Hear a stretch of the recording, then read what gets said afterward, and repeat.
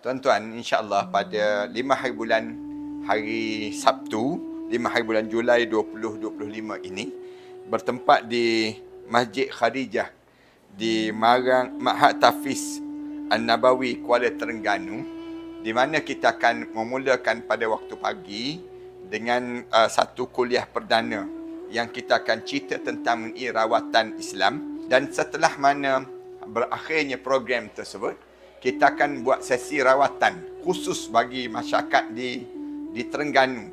Kami mengajak ramai-ramai siapa-siapa yang nak datang secara percuma saja. Tuan-tuan hanya perlu bawa 5 nipis, 21 biji dan air 3 botol untuk kita baca dan kita test. Kita cek di kalangan kita siapa yang kena sihir, siapa yang bebas daripada kena sihir, dan kami telah bangunkan rawatan Islam ini sepanjang lebih kurang hampir 20 tahun di Ma'had Tafiz di Shah Alam.